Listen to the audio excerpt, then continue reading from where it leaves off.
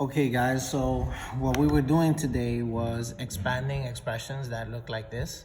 And what you're gonna have is a coefficient, which is 5 here in front of the parentheses. And that just tells you that the parentheses happens 5 times. So when you're trying to expand this type of expression, what you're going to do is say there are 5 m's, but there are also 5 2's. So this becomes this. Okay, because you are going to say there are 5 m's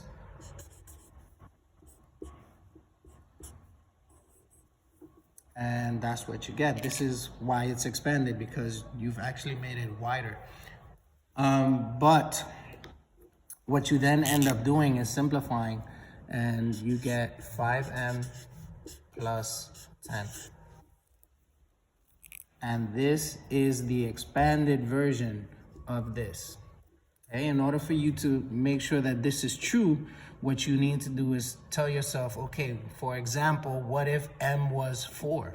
So if m was 4, this would be 4 plus 2 is 6. 6 times 5 is 30.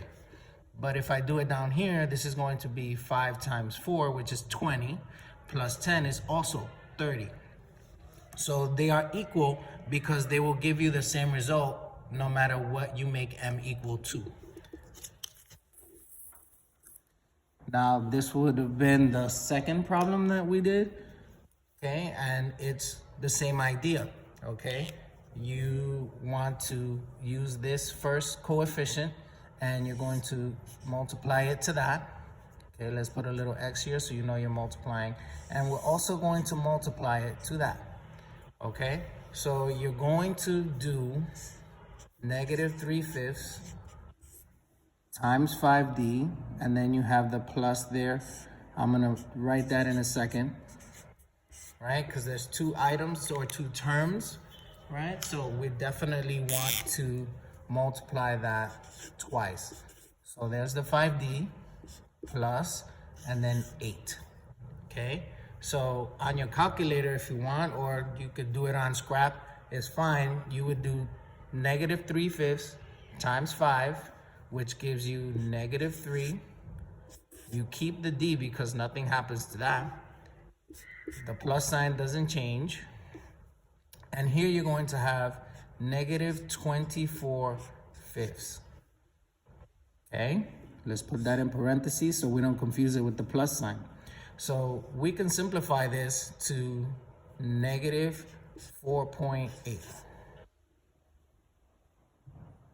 Okay, so you keep the minus sign or the negative, and you're just gonna write this here because plus a negative is really taking away. So the answer for this would be negative 3d minus 4/8. Okay, now I'll tell you this, you should try this one on your own right here.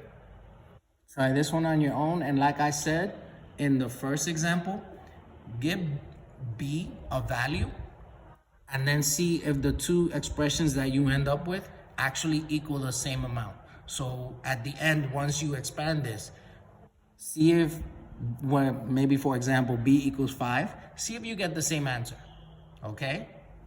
All right, good luck.